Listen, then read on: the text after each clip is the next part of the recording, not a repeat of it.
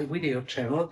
Today I want to give you an explanation, a proof that has to do with this specific geometric model. So what you see here is a stick model of a hyperboloid of one sheet, and this thing has a very surprising property. It flexes. You see, it moves. It can be moved in two different directions, and if you first see it, it's not what you expect from such a kind of model. Actually, this video that you see here is a kind of accompanying video to another production that I recently made together with Henry Segerman and Sabata Matsumoto and Tim Reinhardt, where we talked about these models and 3D prints of this kind of mechanisms and their connection to art in Munich, where you have a famous sculpture that is in exactly that shape. And in that video, we gave a little kind of intuitive argument why this thing here flexes. So when I say this thing, I really mean literally this thing, because this model here is kind of special. It has this circular cross-section. And actually the proof is considerably simpler if this cross-section here is circular. However, the fact is true in a way more general setting, like this one here. Here you have another hyperboloid of one sheet and a stick model of it, this time with an elliptic cross-section, and you also see that these points of intersection move in space somehow on a strange curve, but still this model here has a very nice flexibility, and this video is about the mathematics behind that. First, a little bit of history. There was in 1873 a math professor called Olaus Henrici, and he asked a student of him to build such a stick model of a hyperboloid, and he said, just take a few sticks, and if you put them together with some wire, it will become rigid very soon. The student came back after a few days and said, well, here's my model, but it didn't become rigid. I must have done something wrong. It still flexes. And both of them, the student and Olaus Henrici, must have been surprised to really see that flag. And Olaus Henrici conjectured a general theorem behind that. And it took a couple of years, came to the attention of Arthur Cayley, a really brilliant British mathematician of that time, who then gave a proof for that. And Cayley's proof actually was in this 2 pages paper. So on the deformation of a model of the hyperboloid, it's paper 724. You see, he was extremely productive. It's written in 1879, and you see, well, he does a lot of coordinate level calculations, and it's tricky, it's ingenious, and it's one of the most beautiful and compact math papers I've ever seen. But still, it needs a moment to digest what's going on. What I want to do today is to talk about essentially Cayley's proof and Cayley's insight, but in a more modern language, and I will describe everything in terms of linear algebra. So, first of all, let's talk about hyperboloids. So a hyperboloid looks like that here. Here you have a picture, and it follows the following equation. It's a set of all x, y sets that satisfy a times x squared plus b times y squared minus c times z squared equals 1, where a, b, and c are positive constants. So to get an idea of what this is, just for a moment consider a and b and c to be 1, and focus on the situation where z equals 0, then you just have x squared plus y squared equals 1, which is a circular cross-section that sits in the middle of that belt. And if you introduce these parameters a, b, c, you squeeze it and stretch it in all the 3 coordinate directions. So expressing a point P with coordinates x, y, z to be on this surface is, well, x, y, z satisfy these coordinates. But if we think of vectors, then we may write that more elegantly and more modern as vector times a matrix times the same vector equals 1, where this specific matrix is just a diagonal matrix carrying these letters A, B, and C. So if you finished your Algebra 1 or 2 classes, you know that this is a nice way of describing quadratic forms. So now we have a way to express one point being on it, but as a matter of fact, I won't prove that here, on equations of that form, you have entire lines lying on that. So actually you have two rulings of these kind of lines, so two infinite bundles of lines, and we as a next step have to express what does it mean for an entire line to lie on such a hyperboloid. Well, if you have such a line, this means every point of that line lies on the hyperboloid. So let's just take a second point here. Let's call it Q. And well, in particular, this point has to satisfy the same equation. And every point on that line. So for instance, the midpoint of P and Q, which can be calculated by P plus Q divided by 2. And well, if we plug this into the equation, then we get this here. I did a little trick. I multiplied by 2 twice to get the 2 out of the denominator, and as a compensation, this 1 here became a 4, 2 by 2. So now something interesting happens. Here we have a product of things, and here we have a sum times something, and whenever we have something like that in linear algebra, we can apply the distributivity law and well, move these different terms apart from each other. So if we multiply here, what we end up with is this expression here, and so we get P times M times P, and Q times M times Q, and two versions of the mixed term here. So, but now look closely. We already know that P and Q are on the hyperboloid. So we know that PMP is 1 and QMQ is 1. So we know we have a 1 here and a 1 here and a 4 here. So we only need this term here to be 2, but here we have this factor of 2, so this results in just the simple expressions P times M times Q equals 1.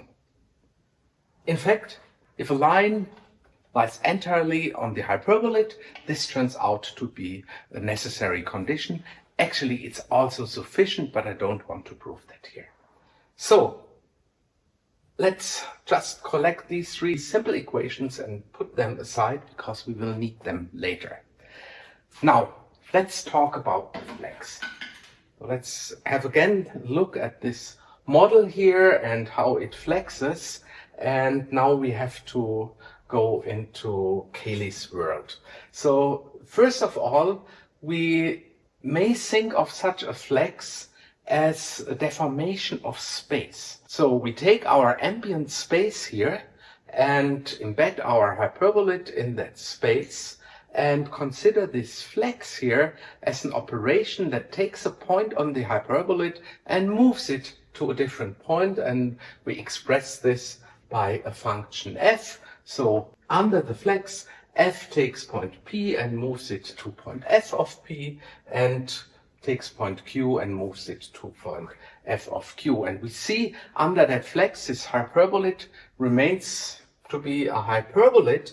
So actually what we must see here is some kind of stretching and compressing of the xy coordinates in all 3 directions. So we get a mapping of the form that xyz is replaced by alpha x, beta y, and gamma z, just some kind of deformation of space. But not every such deformation of space will do, and we have to single out which specific one we mean. And for that, we do 2 steps. First of all, we express also this as a matrix multiplication with a diagonal matrix alpha, beta, gamma. And second, we specify which transformation this is. And here now we really need Cayley and his ideas. And he says we get this flex here. We get exactly this kind of motion if S is of the following form: S squared should be decomposable in the unit matrix plus some factor times the matrix M that characterizes the hyperboloid. So the unit matrix is just a do-nothing matrix. It only has ones at the diagonal, and if you multiply a letter P with the unit matrix, nothing happens. It's the identity. And then you add some deformed version of M, and actually what happens if this H changes, if H equals 0, you just remain to be the same hyperboloid, and as H changes in both directions, you get these kind of deformations.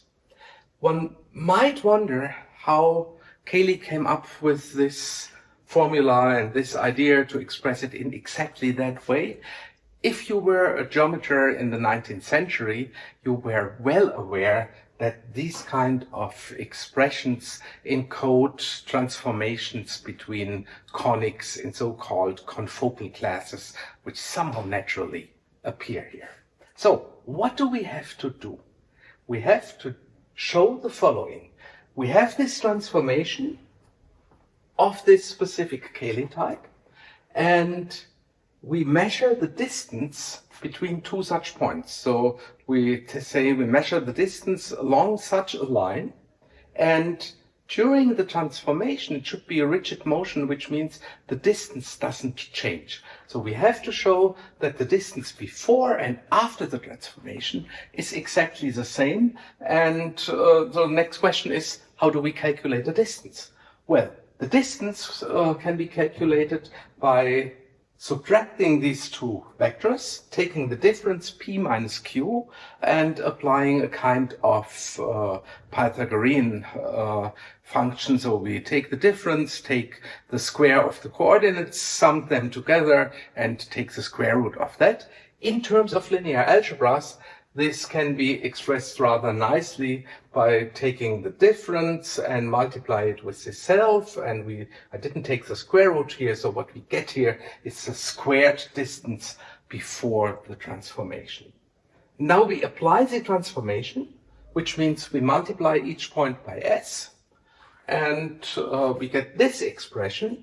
And again, we calculate the squared distance, and the only thing that we have to prove is that under this condition, this term equals exactly this term. And from now on, everything is just algebra. So we just have to do our calculation. So let's see what happens. So we have s times p minus s times q. We can factor out s. Can do that on the left and on the right, and if we do so, this term here transforms in this one, where in the middle we get this s times s here, which essentially is the s squared, because s was a symmetric matrix, and we can replace this by this expression. Now, I said that if we have sums in our product, we can take these terms apart, and we do that exactly now for this middle term. So we say, well, this is p minus q times I times p minus q, which is this term here, plus p minus q times hm times this term here, which is what we have here. And if you now compare, this term here is already the term that we're aiming for. So the only thing that we have to do is to prove that this here is 0. And now, in a sense, we again have to factor out. So if we do that, this here turns into h times ptmp, twice the mixed term, plus QMQ, and we have to show that this here equals 0, and now we really, in a sense, pull a rabbit out of our head, and the rabbit actually sits here, because we know that these equations hold, and if we plug them in here, we get a 1 minus 2 plus 1, which equals 0, and this is exactly what we wanted to prove. End of proof. Surprising. QED, quod erat demonstrandum. Let us still step back and think what we actually did. So we have this kind of movement, this here, and Cayley considers this movement as two things at the same time. On the one hand, it's this movement where the distances are preserved, and on the other hand, it's a transformation of space that squeezes and stretches the different coordinate axes. And the trick is that both operations are essentially the same for the sticks of the hyperboloid. So let me visualize what's going on here in the fact that these two expressions are essentially identical. So here I have my hyperboloid, and I put a little object in it. I took a rabbit, and let's see what happens if I start to move this thing. So now I'm only rotating, but now I'm changing the parameter h, and you see, while the hyperboloid seems to move, the space around it gets stretched and squeezed in different directions. And this is what's happening to our poor little rabbit here. It becomes such a kind of rabbit sandwich here, squeezed into that hyperboloid. And so at the same time, the same movement is, well, a rigid motion of the sticks and, well, affine transformation of the space. If you want to learn more about all the backgrounds, about model building and the relations to art in Munich, I really recommend to watch our other kind of fun movie about these objects, and you can find it on Henry Sackerman's video channel. And for now, thanks for watching, and I hope you enjoyed these explanations.